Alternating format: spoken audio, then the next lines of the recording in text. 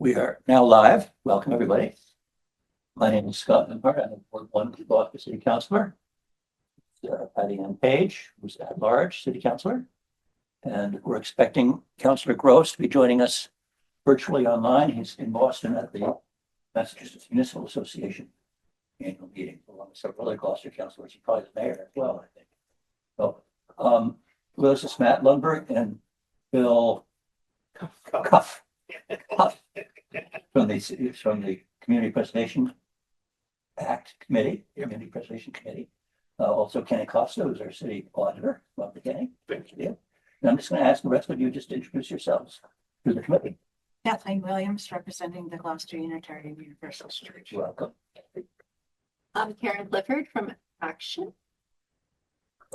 John Jan Gregorio for Manship Arts Residences. Welcome all.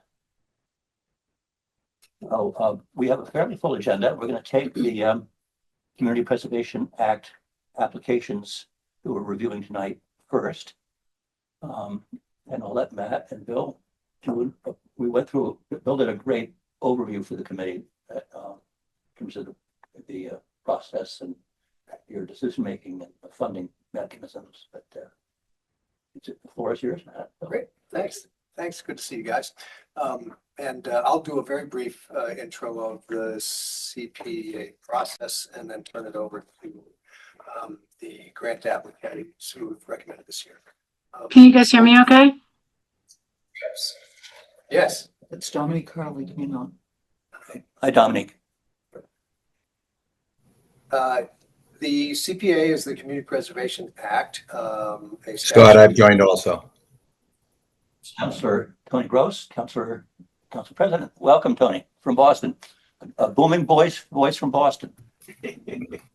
Carries well. The CPA is a Massachusetts statute which Gloucester adopted in 2008.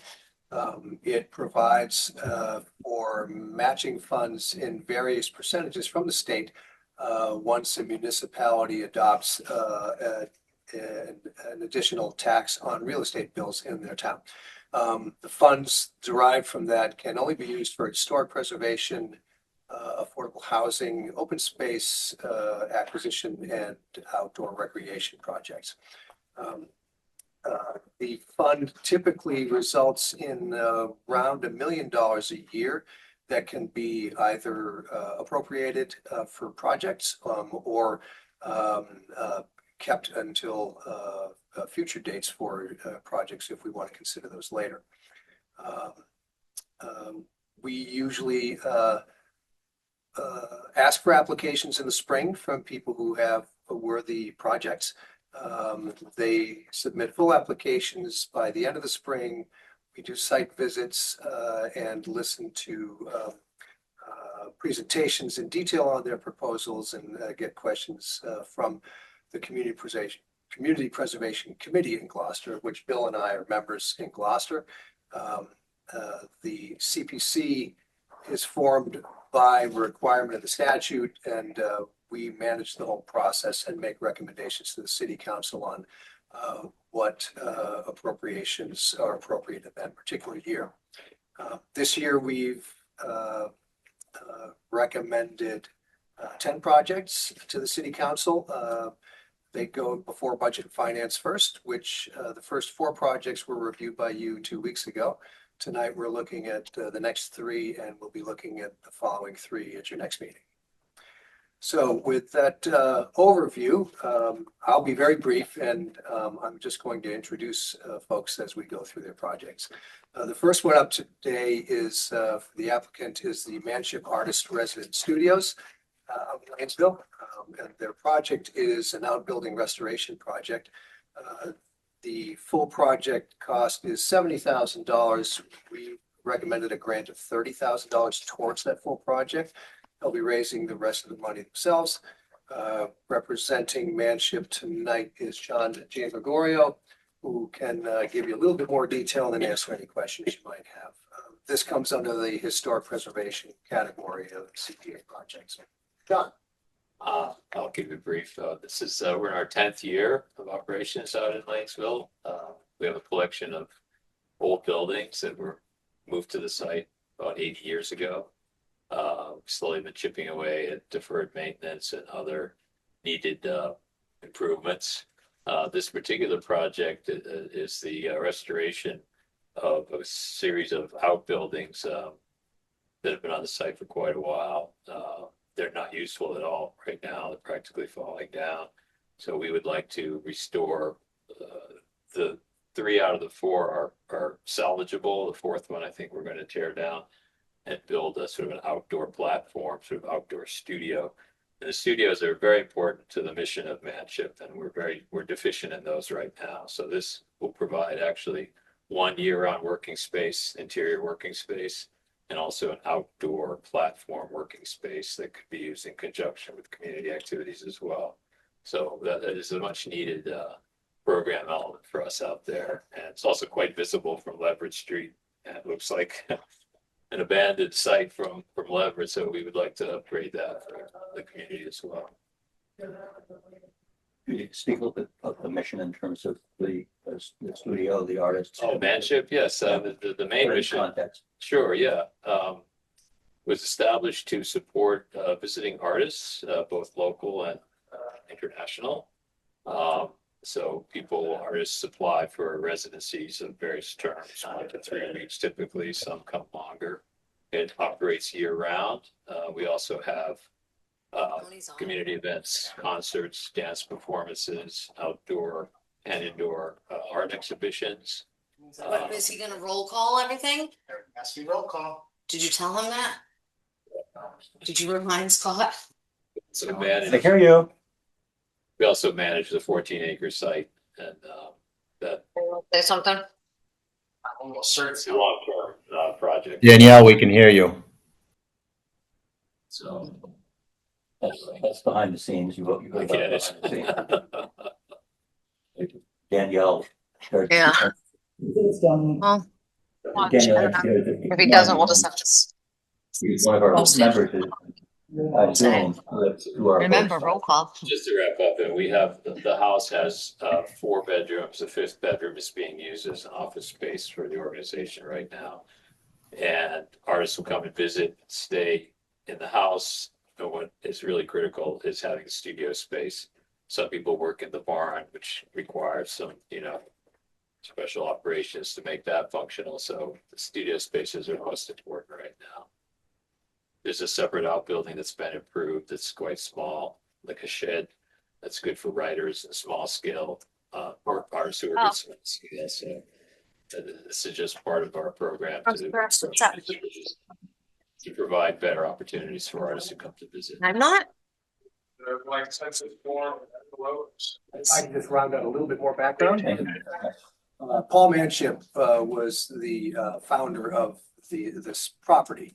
Starfields. And yes, Manship is one of the preeminent sculptors in the history of the United States.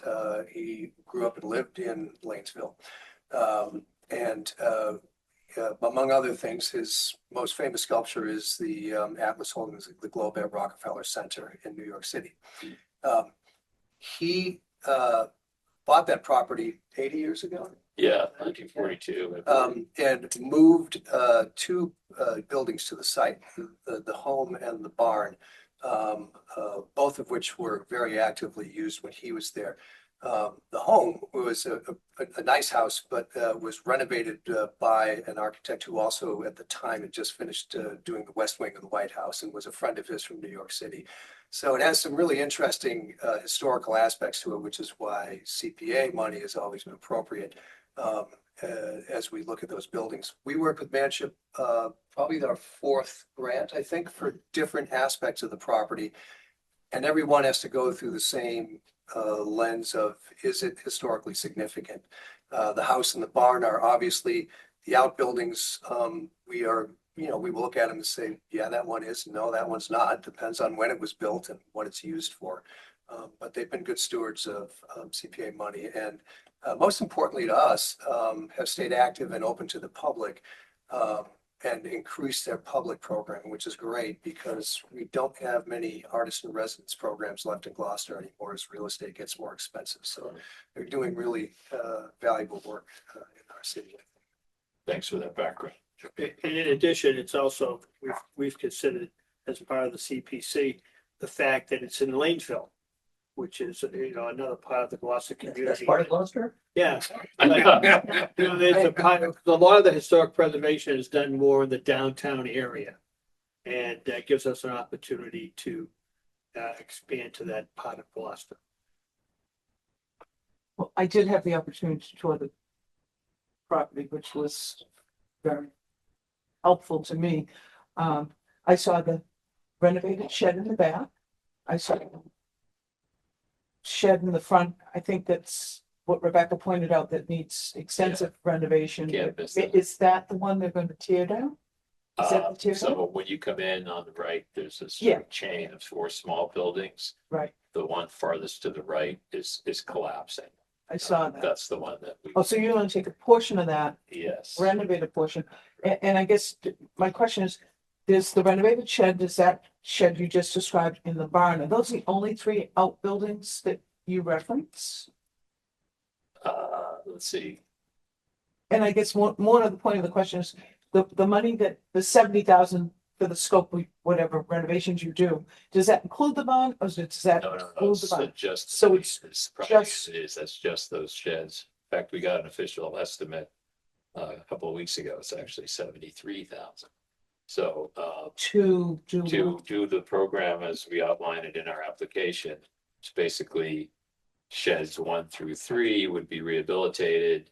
Shed 4 would come down and would be replaced by an outdoor sort of shade structure and platform for outdoor studio space. Oh, I see, so that one building is called shed 1, 2, 3, and 4, That's like they used to store coal in the. exactly, in the yeah, first so, but we use it for just raw storage, those first 2, because they're, but the one building, number 3, is actually something that's been moved to the site from a location and has some integrity. So that's sort of the main feature building there, and that's the one that would be weatherized and would be year-round studio use.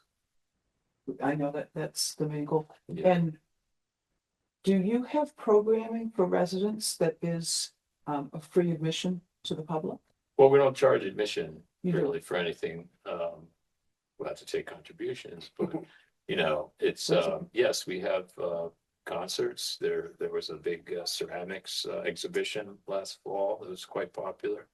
And we have a program where we do a fellowship for Gloucester arts educators. We have Gloucester artists who come. There's like a day residency program. People can just apply. It's very easy to go and be able to spend the whole day just walking around the site, making watercolors or whatever you're doing, writing poetry. So, yeah, I mean, definitely, and it's a Yeah. Firefly Festival, there are a lot of community activities Good. there. Thank you. Yes. Councillor Gross, did you have any questions? Tony? Nope, I'm good. Thanks. If there are no further questions, I'll go ahead and read this motion. We can move ahead. This is project number 5. Outbuilding restoration at the Manship Artists Residence.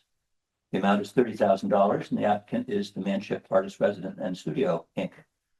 Budget and Finance moves to recommend that the City Council appropriate up to $30,000 from the Community Preservation Act funds as recommended by the Community Preservation Committee to provide funding to the Manship Artists Residence and Studio for the purpose of restoration of outbuildings in order to preserve an historic resource. The appropriation will be allocated to the historic preservation category and funded from unrestricted reserves in Fund 4500. The project will be tracked through the Community Preservation Fund, Historic Preservation Fund, fund number 4778. And I so move. And second, Any further discussion? And it's one of our members is virtual. We do our vote by roll call. So Councillor Gross, Aye. Yes. Councillor Bempart. Aye. Motion passes 3 in favor, 0 opposed. Step by step. Yeah, we'll look forward to the summer's programming out Great, there. thank you very much. At number 6. Number 6, the project is the Universalist Cemetery restoration, and the sponsor is the Gloucester Unitarian Universalist Church. represented this evening by Kathleen Williams. The appropriation recommended is $32,695. This is pertinent to a very overgrown cemetery, but perhaps one of the oldest, one of the two oldest, I think, in Gloucester. And I'll leave it to Kathleen to describe the project. Thank you very much. A lot of people in Gloucester would recognize the big yellow church on Middle Street. However, only a few people know that a short walk up Church Street would bring you to the church's cemetery. This is the first Universalist cemetery in the country. It's the only early cemetery on Cape Ann that is still associated with its original meeting house, one of very few in Essex County. It's overgrown with invasive English ivy. Trees have grown up obscuring the original federal period layout, and the first thing we need to do is to remove all the unwanted vegetation. It's surrounded on all four sides by private homes, so we'll bring in a surveyor to make sure that we all understand where the boundaries are. And then we'll use ground penetrating radar to search for unmarked graves. Both city and church records refer to burials in the Universalist yard that we have reason to believe are in unmarked graves. This includes 5 Italian seamen whose ship was wrecked off of Braces Rock, more than 3 dozen children under the age of 5, and Gloucester Dalton, who was a freed slave who signed the original charter of the Universalist Church. So only after we complete this essential work of phase 1 can we get to the heart of this project, which is the conservation of gravestones and the preservation of 12 brick-lined tombs. So I thank you for your consideration, and I'm happy to answer any questions you might have. Eddie Ann?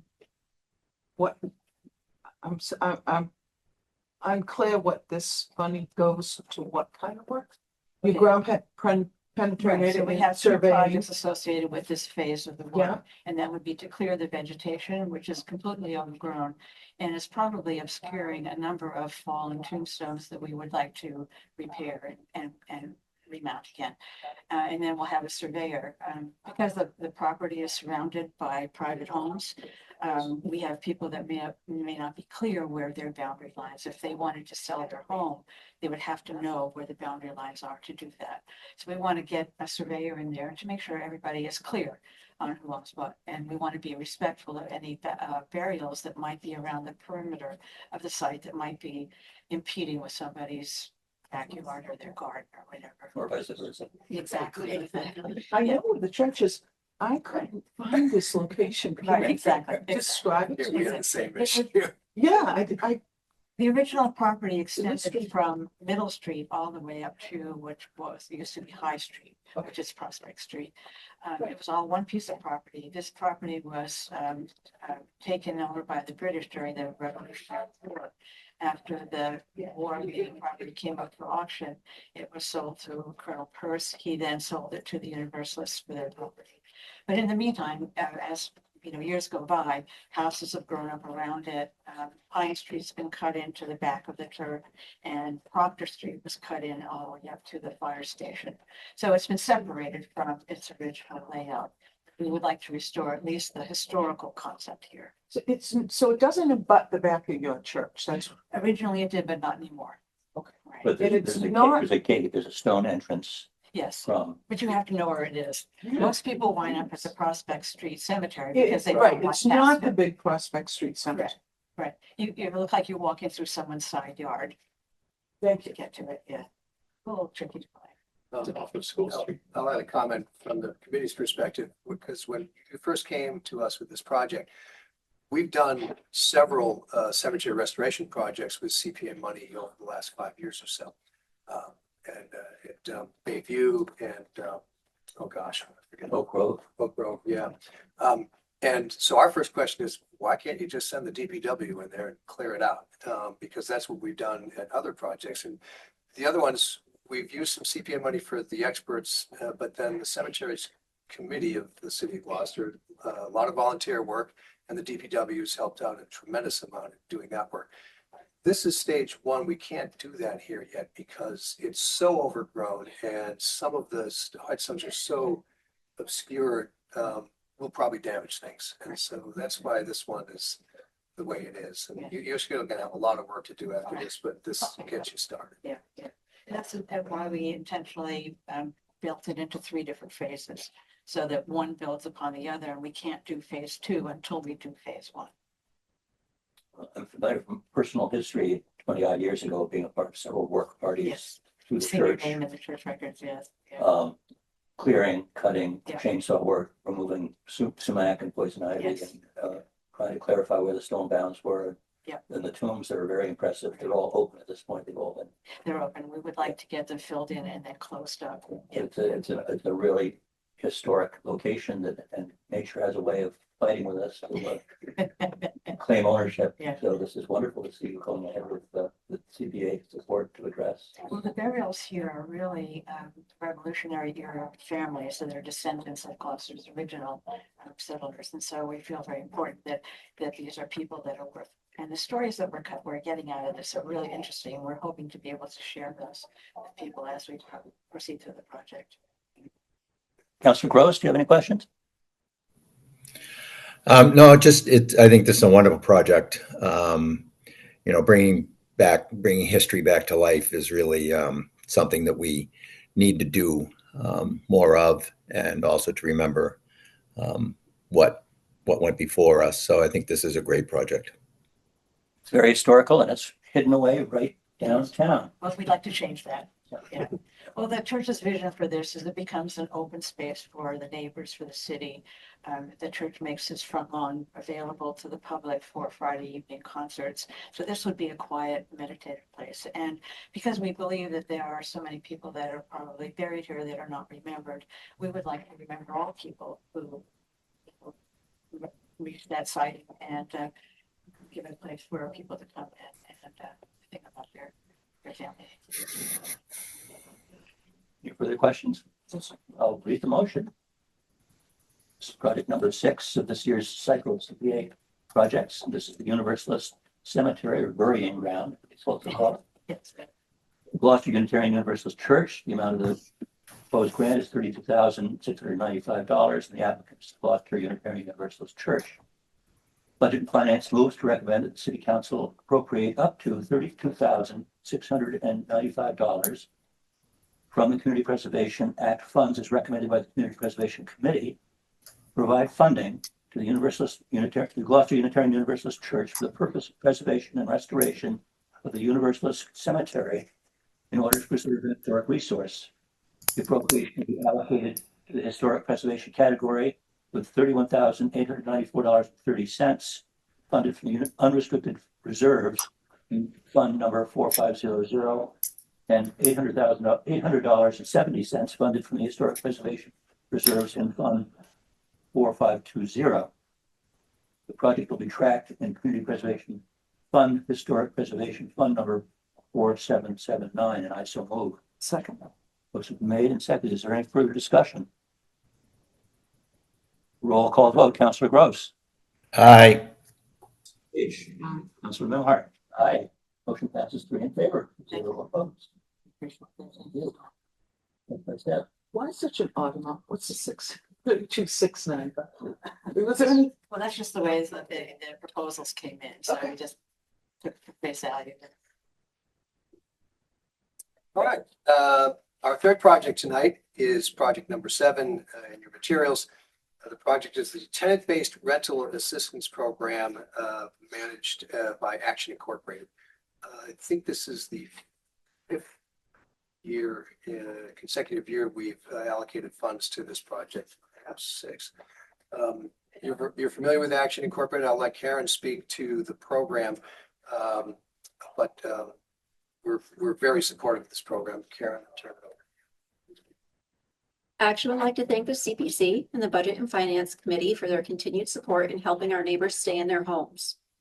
With the money provided by this fund, we have been able to help hundreds of Gloucester residents avoid eviction and foreclosure, not to mention the constant stress of wondering how they're going to pay their housing costs. Without your help, many families and individuals would either have to move out of their longtime, sometimes lifelong community, and some households would literally have to stay in the shelter or live outside. Many renters are having a very hard time with increased rental prices in the area and are paying over half of their income in their housing costs, which makes it very hard if there are any hiccups to the budget and also makes it impossible to save for the future. We find that homeowners often have a lower mortgage payment than the average rent in the area. So if they lose their home, they might be paying more for rent than they did for their mortgage.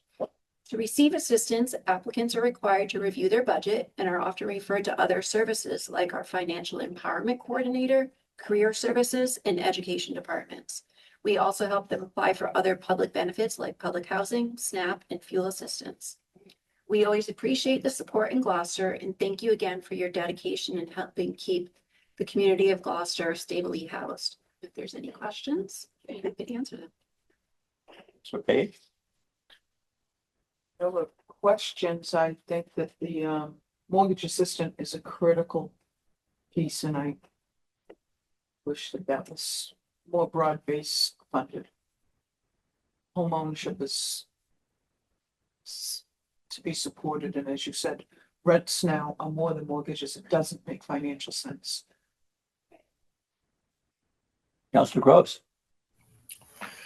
No, I'm very supportive of this program also.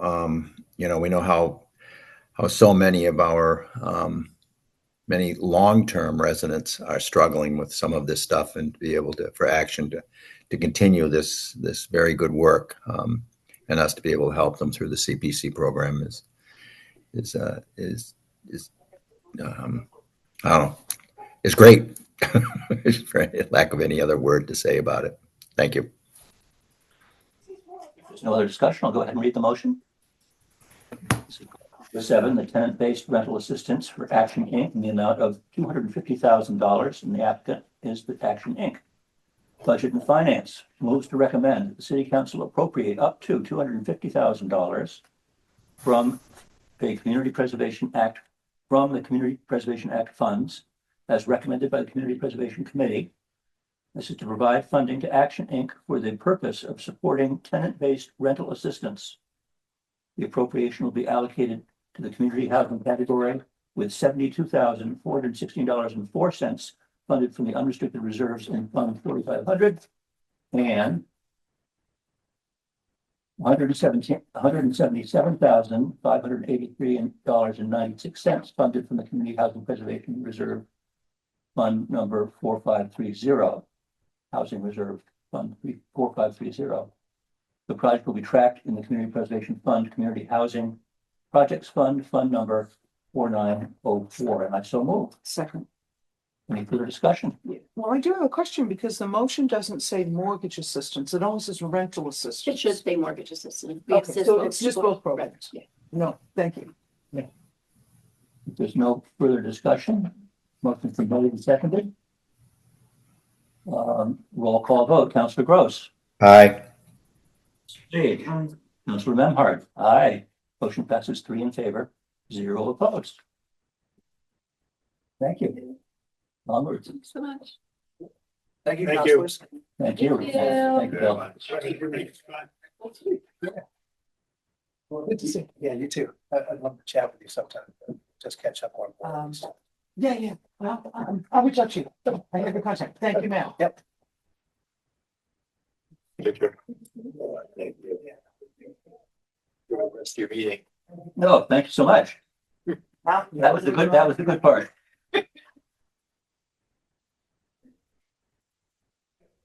Join us, Ken. Get a little closer. So, going through our agenda, budget and finance, the next item on our agenda is the memorandum of Veteran Services Director requesting our acceptance of donations in the amount of $300. With the recommendation to recommend the City Council accept various cash donations in the Mass General Law 4453A to support veteran services in the amount of $300 from the following members and business partners in our community who are Ed Kamalo and Cheryl and Bridget Pollitt. For a total of $300. And I so move. Any further discussion? Seeing none, roll call vote. Councilor Gross. Aye. Page. Aye. Councilor Memhard. Aye. Motion passes 3 in favor, 0 opposed. Next item number 3 on our agenda is memorandum from the Archives Committee requesting acceptance of donations in the amount of $600. Budget and Finance moves to recommend that the City Council accept various cash donations under Mass General Law 4453A to support the Archives Committee in the amount of $600 from the following members and business partners in our community, whom are Ann Grissino, Joanne Joseph, Di Pietro, Scott Warren, and the Daughters of the American Revolution for a total of $600. And I so move. Second. Motion been made and seconded. Any further discussion? Councilor Gross? Nope, good. Yes? Yes. Oh, roll call. Sorry.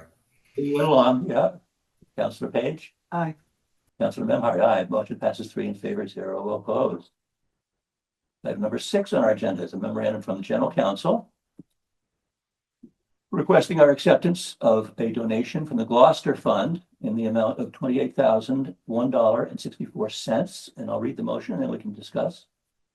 The recommendation is Budget and Finance moves to recommend the City Council accept a cash donation from the Gloucester Fund under Mass General Law, Chapter 4453A, to support the Community Impact Unit in the amount of $28,001.64 to support the Police Department and the Community Impact Unit, or CIU, programs and activities. And I so move. Second. Motion made and seconded. And Suzanne, would like to fill us in on this next phase of Yes. So, transfers and funding? absolutely. I think I was here, I think it was just last meeting with another donation. So this is, as I said at the last meeting, there's additional funding. They completed before they wanted to provide the donation to the city, they had an audit of the books and they had that statement. And so it's going to come in different portions. So this is the second one. We will receive a third portion. And the third one's next on our agenda. The third one is, well, that one is more of a Anything. cleanup. Okay. That's not from the Gloucester Fund, but that is more of a cleanup. It is money that was donated for the Okay. CA. Councilor questions? Councilor Gross? Sorry. Nope. We've been pretty brief last week, got pretty briefed on this cleanup to remove this money back into the folds of the city. So where it should have been to begin with, I guess. So Doing some good housekeeping here. So the motion's been made, motion's been seconded. A roll call vote. Councilor Gross? aye. Councilor Page? Aye. Councilor Memhard? Aye. Motion passes 3 in favor, 0 opposed. And the next one's related but different. Item number 5 is a memorandum from the General Counsel requesting our acceptance of donations for the Community Impact Unit in the amount of $2,266.37. I'll focus on this one. Yes, and this is also money that was donated for the CIU purposes. And so that is also being brought into the city so that we can designate it for that purpose in the. Councilor questions? No, seen it in the packet. Nope, I'm good. It was an addendum to the last city council meeting. Oh, So I think it was a late entry, so I think that's the reason why it I didn't don't make see it in the it. packet. Correct. Yeah, it was a late entry because it came in after I think after the deadline. So I just thought we'll try to be time efficient and get it in. So the committee recommendation, Budget and Finance moves to recommend City Council accept the cash donation from the Gloucester Fund under Mass General Law, Chapter 4453A, to support the Community Impact Unit in the amount of $2,266.37 to support the Community Police Department and Community Impact Unit programs and activities. And I so move. Motion made and seconded. Any further discussion? Seeing none, Councilor Gross, roll call vote. Aye. Aye, motion passes 3 in favor, 0 opposed. Takes care of your obligations with us. Yeah, I'm sitting in for Connor for the next one too. Just to- No, the next one is We'll do elder services. Yeah, that's, yeah, Okay. So, donations. right. No. You must be here for the IMA. yeah, that's item number 10. Oh, Yeah, we'll get there in a second. okay. What's that? So, the next item is a memorandum from the Elder Services Director, Elise Sinagra, requesting our acceptance of donations in the amount of $2,510. Budget and Finance moves to recommend the City Council accept various cash donations under Mass General Law 4453A to support the Council on Aging in the amount of $2,510 from the following members and business partners in our community, whom are Peter LaFada, Barbara Black, Angela David Rich, Nancy Michael Purdy, Angela David Rich, Grace Joseph Kukuru, Janine Harris, Peter and Kimberly McLeod, Richard Semple, Sal and Cheryl Lynn Favaloro, and the Cape Ann Savings Bank for a total of $2,510. And I so move. Second. With thanks. Motion is made and seconded. Any further discussion? Roll call vote. Councilor Gross. Aye. Aye. Motion passes 3 in favor, 0 opposed. The next item is memorandum from the Director of Public Health. Hi, Dominique. Hi, can you guys hear me okay? And we're requesting approval of the RIZE grant, intermunicipal grant agreement, IMA, in the amount of $50,000. Tell us what we're looking at. Alrighty, so you all might have seen in the Gloucester Times a week or so ago, big meeting that we had where members of the state came down to meet and talk with a lot of community members. And the importance of that meeting was that they were looking at the programs and services that we're building. This IMA is the agreement between Ipswich, Rockport, and the city of Gloucester to collaborate across opioid abatement. Opioid abatement dollars come in through the settlements from pharmaceutical companies, distributors, and the like. Those involved that were part of the settlement agreement that Governor Healy negotiated when she was Attorney General. Those monies come in every year to us. There's about $100,000 that comes into the city of Gloucester.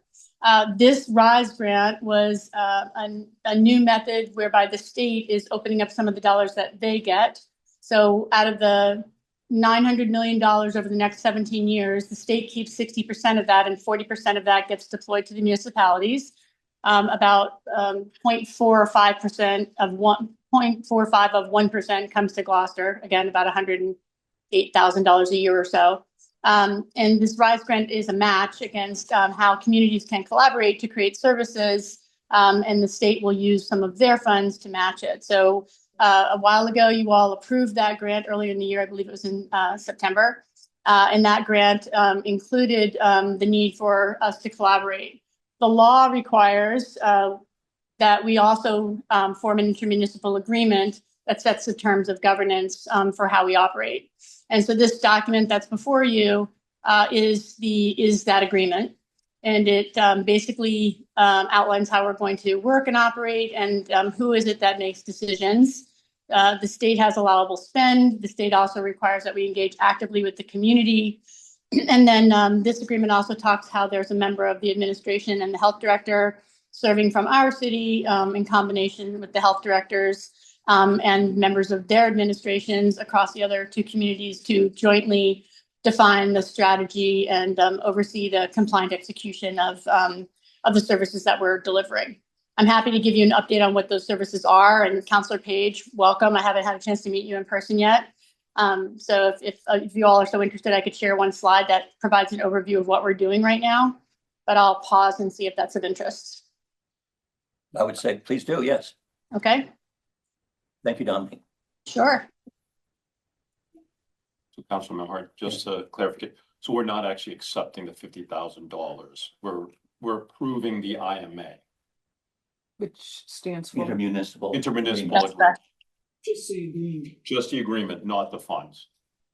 Because I heard Councilman Hart state that. It says Really? 50,000. I know. Yes. Well, and I can explain a little bit more about that. And so, in order for the agreement to be formed, Gloucester put in $100,000, Rockport put in $30,000, and Ipswich put in $20,000.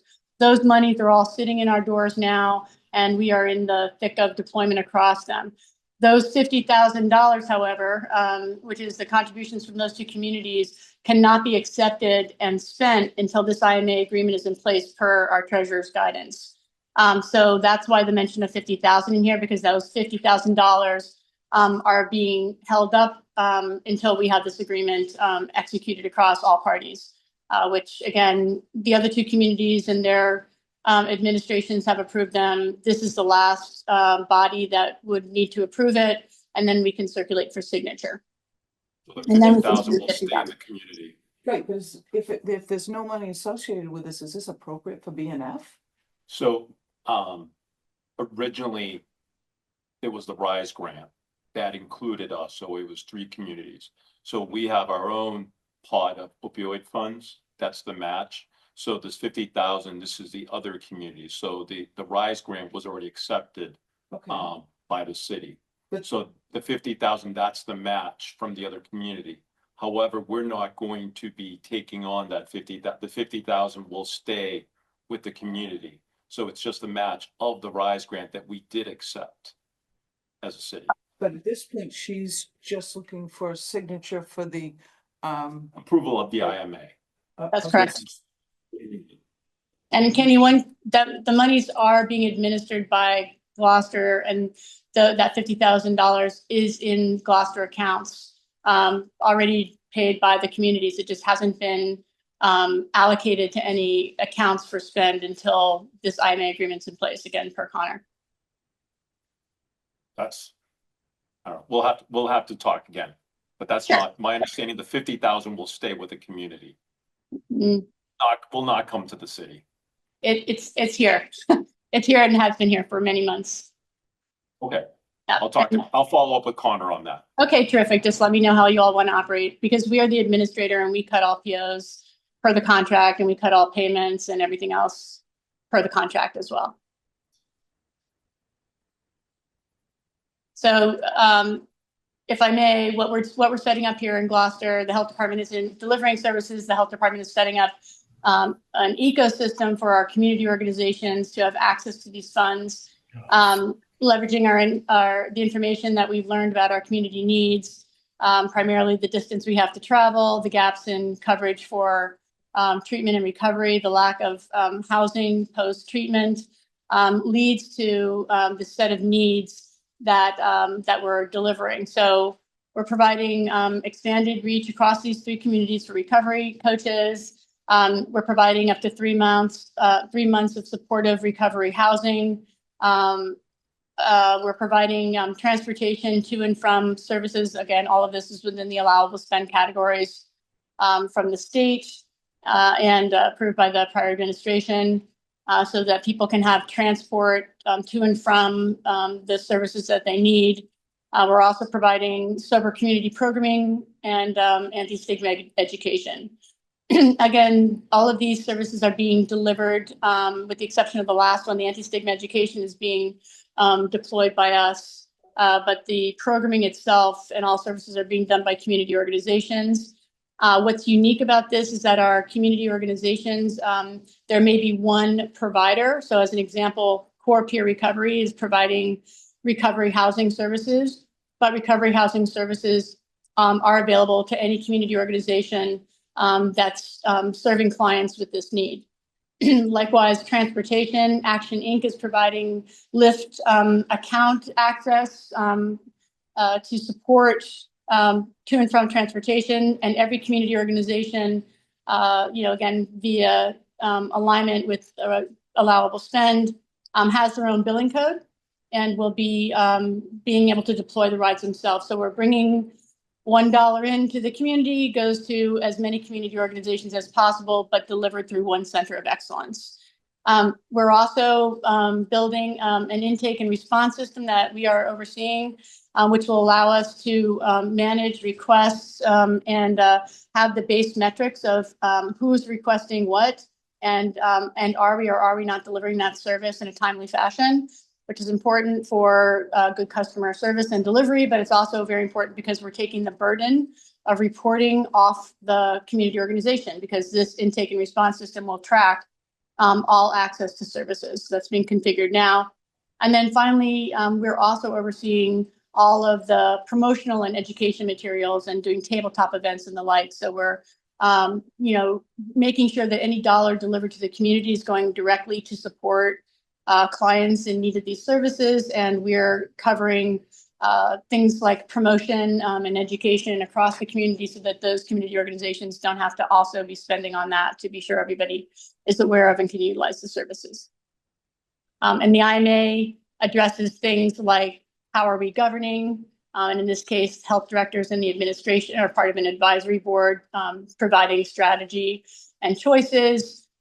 All of our community organizations meet right now monthly. We might make that a little bit longer as time goes on and we stabilize, but really getting into how are we doing? Is the phone getting answered appropriately? Are people understanding how things work?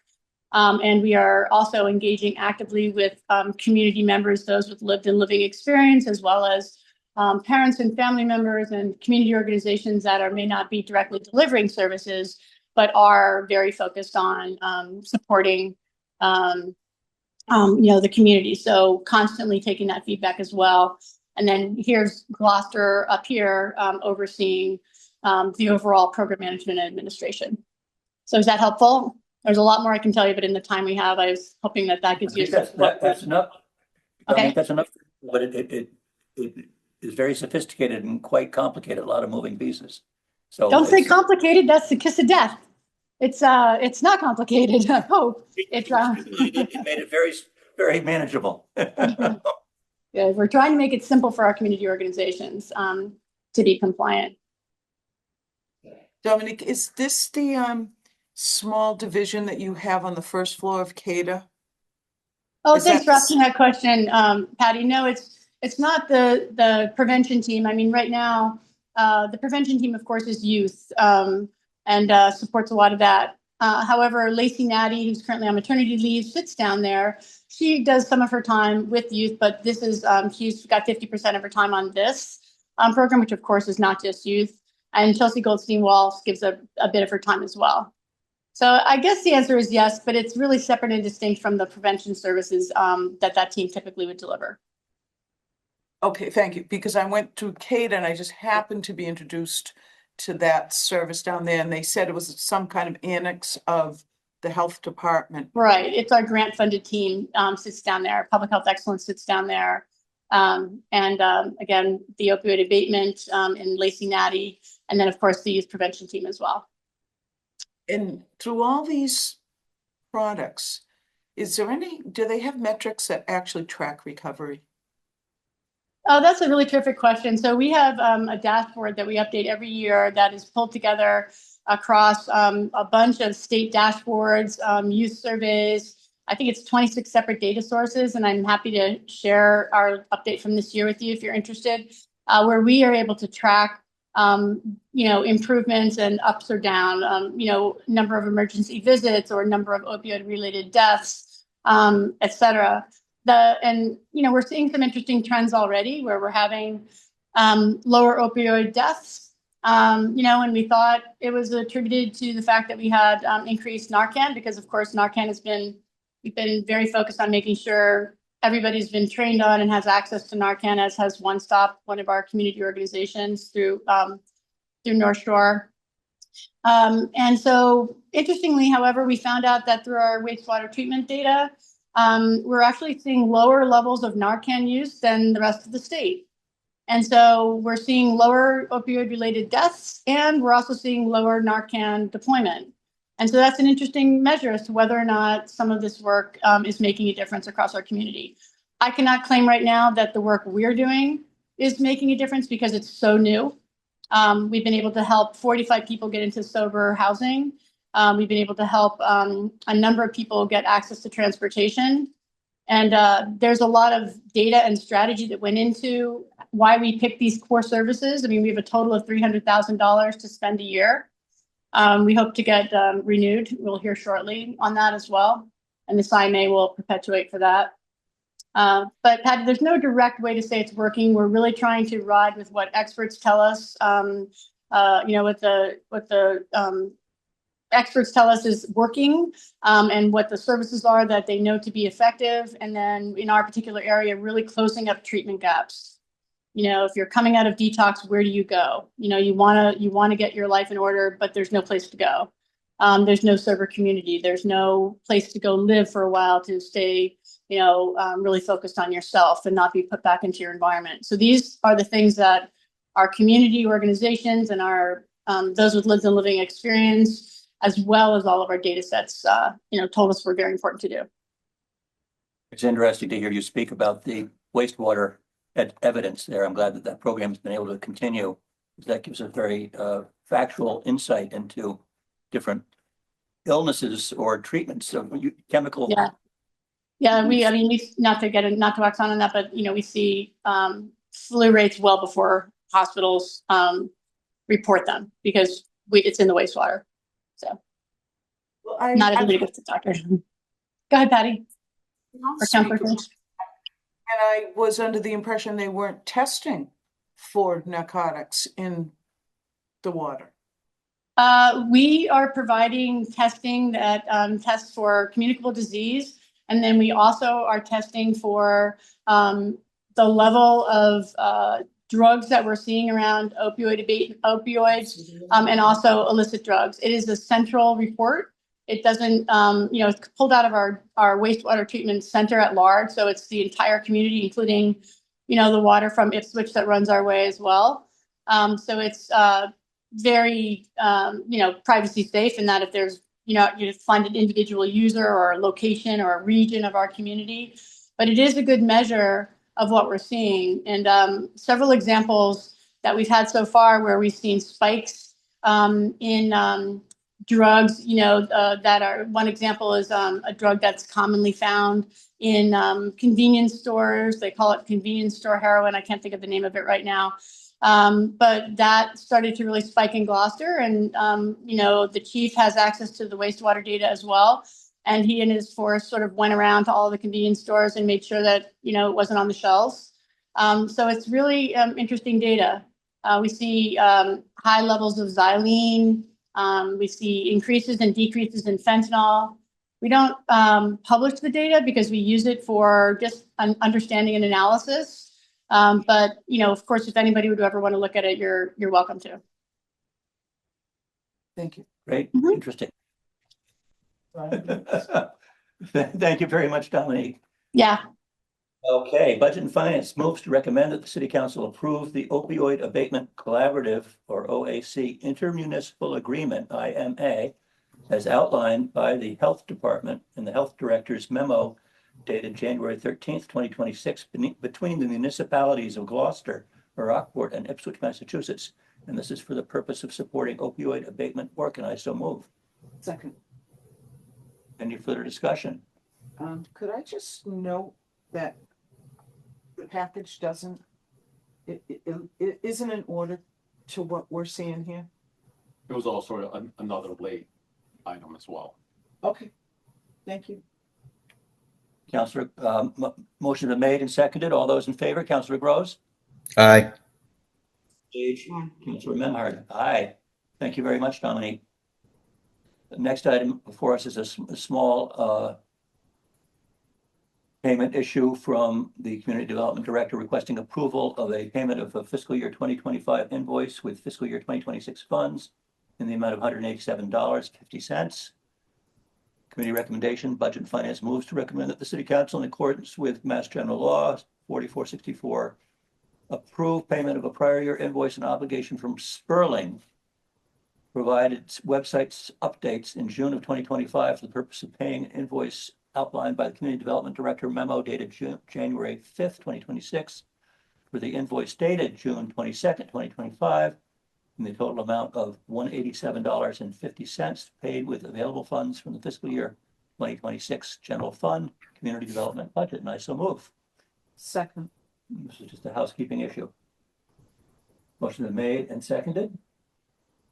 Is it a question? Yes. Mm-hmm. Is this in the packet? Yes, it is. Okay. The invoices. Not as number 8. I'll just know. That's okay. Probably. It is. I did find it in the packet. Thank you. Yeah, it's in the packet. There's a couple items I needed to go to the City Council meeting. Yeah, I think we jumped from 7 to 9 in the packet.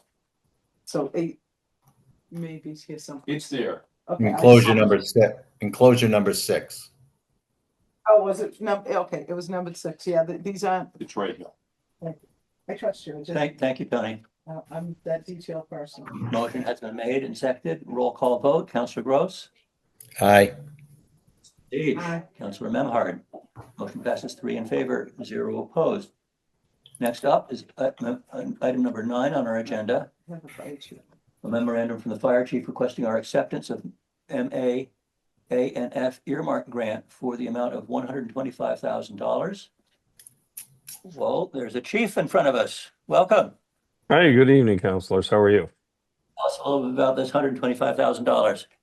Yeah, so this was actually an earmark that comes from us from unfortunately from the late Anne Margaret, who put this through in the state budget. She's always been a huge supporter of public safety and gets the importance of that. And this is just another one of the many things that she and Bruce and those folks have done for us. But yeah, this is we were hoping to get this through last year to move it forward, but just the timing of the meetings has pushed it to here. So this grant, if accepted, provides $125,000 state grant reimbursement funding. There is no match for it. This is specific to improving our radio system. So we have a tower up at the Bond Hill Reservoir site that we plan to install new equipment to expand our coverage from where we are now. And this will cover a large portion of that, as well as put and where we're going to be working with the engineering folks. They have a project up there as well where they were going to put a generator in. So we're hopefully going to share some expense on some of this, and then be able to apply this to other things within our system that need to be done for communication. So we have numerous radio sites around town. They have battery backups that are kind of getting long in the tooth, and John Gillis and IT doesn't have all the funding to get to all of them. So this will help considerably in standing up that site. It also provides funding for us to add on to our system, much like the Bond Hill will be a new site for us. The proposed project that was before you with AT&T and SBA for the tower up on New Way Lane, that they're providing space. This project will provide, if not all, but maybe not all, but the large portion, and certainly all of the fire department radio equipment that needs to go up there. The only caveat is, will the $10,000 that SBA and AT&T are donating to the city to help defer cost, if that will cover stringing our city fiber all the way up New Way Lane from Essex Ave to that site. So that John Gillis has other resources for that, but we're pretty sure this is going to put us right in a ballpark of adding both of these sites, as well as help offset some of the costs for John. For some of our radio sites need new backup batteries, and they're pretty pricey because they're pretty heavy duty, batteries that they put for all this IT gear. Sounds good. Counselor, questions? I'm sorry, where's Bond Hill? So Bond Hill is just above Stage Fort Park, basically, where we have that very large water reservoir up there. They Behind installed it. Strong's. Pardon? Behind Strong's. Yeah, and so it's up that hill a ways, at the very end of that road, and so there's about, I think it's about a 60 or 80-foot tower. I forget how tall it is, that DPW erected and is using for some of their telemetry on the water system. And so there's space on there for us to add on. And so we're going to be installing all the equipment we need to add on a radio site there, which is going to significantly improve our coverage over in the Magnolia and that side of town where it's still spotty. Our closest sites there are right behind the fire station, as well as at the AT&T tower at the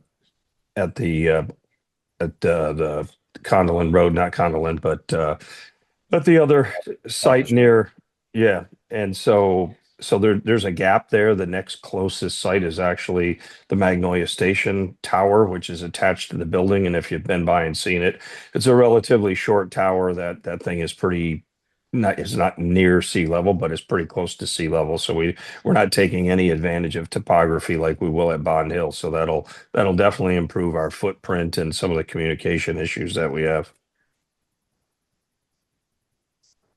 Thank you. I'm going to go ahead and read the motion. Budget and Finance moves to recommend that the City Council accept a state grant under Mass General Law, Chapter 44, 53A, a fiscal year 2026 Commonwealth of Massachusetts ANF earmark grant from the Executive Office of Administration and Finance from the state budget line item 1599-026 in the amount of $125,000 for the purpose of improving wireless communications in the fire department.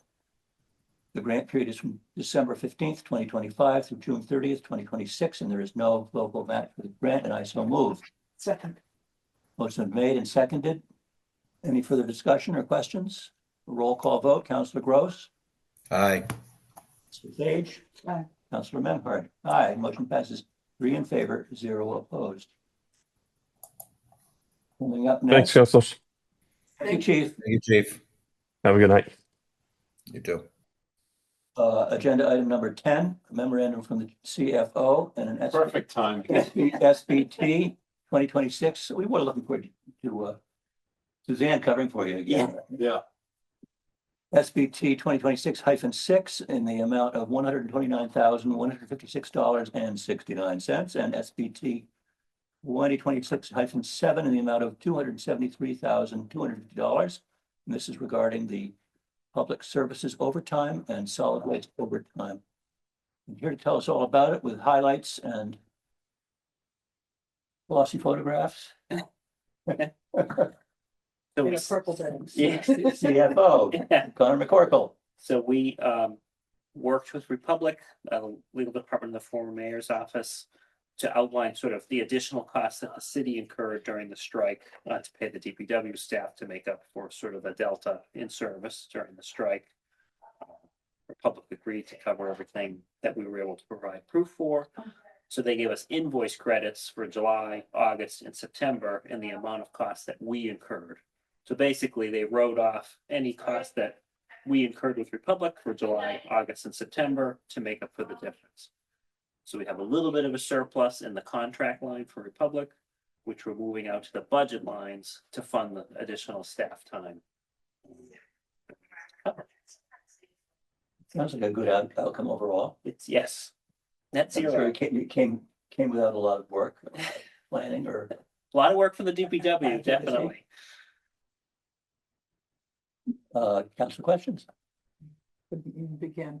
It was an expensive purple bag. Yeah. So I'll read there are 2 motions involved and I'll read them both.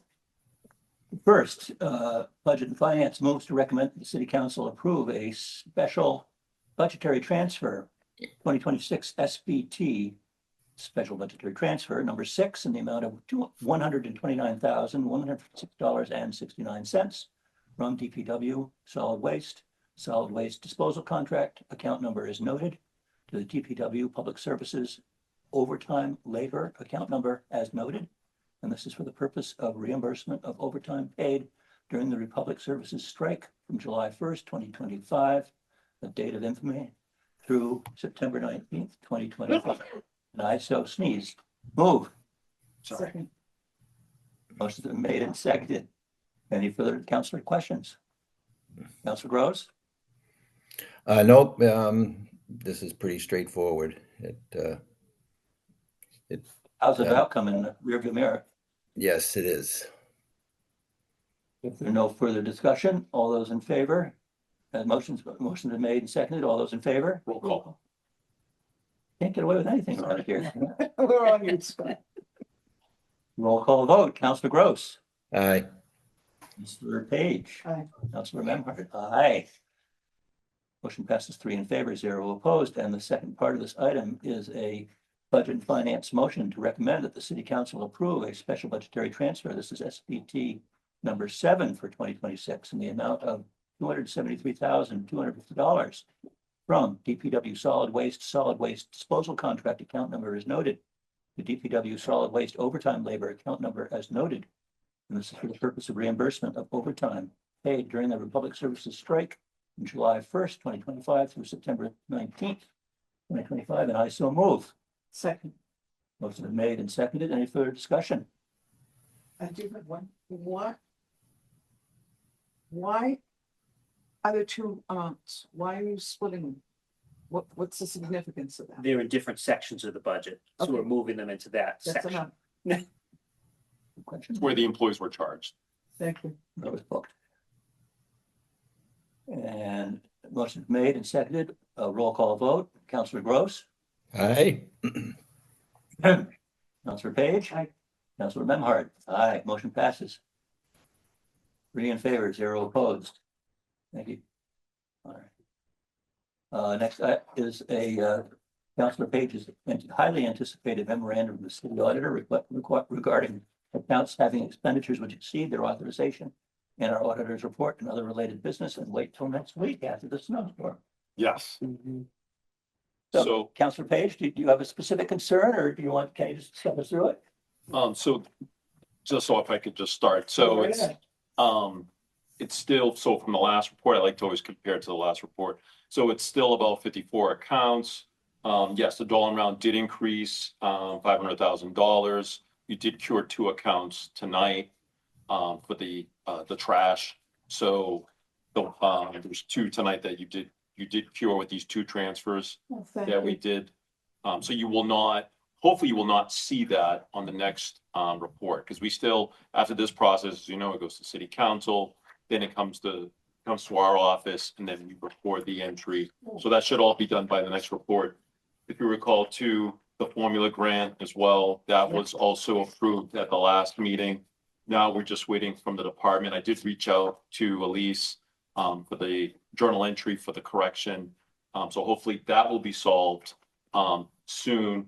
Also too, on this payroll, we did have 5 retirements, because I reviewed all 5. 3 were fire. So if you look at the one for the retirement buyback, the fire one, it's on the first page towards the bottom. It says retirement sick leave buyback, 138,165. That's 3 firefighters retiring. So there's as an example. And then on the second page, the first line, the last meeting, that was 96,000. Now it's 490,000 and counting. Because as you know, this does not include the upcoming event. That's coming. All right, So the 3. It's a myth. yeah, I mean, and the amount from the last report, it's increased by $500,000. Oh, I noted. Yes, yeah. So this, you just happen to point out the fire overtime by the, And also the overtime as well. The overtime did also increase as well. So those are 2 accounts. that have been satisfied, or? No, it's increased. There needs to be a transfer. So maybe a housekeeping item Yes, just as they do have the money in other lines of that. in the salaries account, yeah.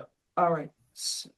But in the case of this DPW overtime, the solid waste You took care of it tonight. and some, because there's Yeah. $400,000 in the transfer we just did. And there's only 267,000 here that I see. So, No, so the SBT number 7 was 273,000 yeah, and the deficit's 267. So they added a little bit extra money just in case okay, if there's a deficit. So you took care of the 267, right, 856, and then SBT 6, yeah, the 129. you took care of, that's on the second page, the overtime. So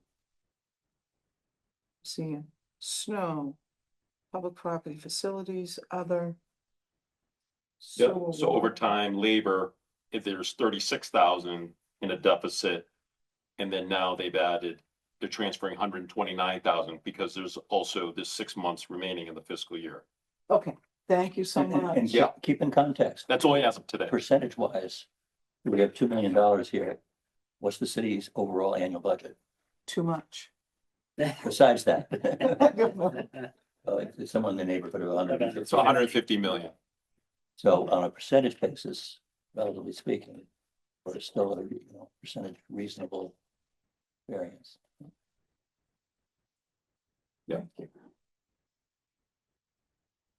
Motion to adjourn. We have 2 items that are going to be continued. Wait a minute, we didn't vote on this yet. We don't vote on it. There are two items being continued, one Stillington Drive being accepted as a public way or not. And then Deacon Farm Lane, petition to be accepted as a public way, both to be continued till February 19th.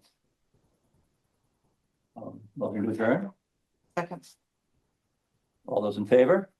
Counselor Gross, roll call vote. Aye. Age. Aye. Counselor Miller, aye.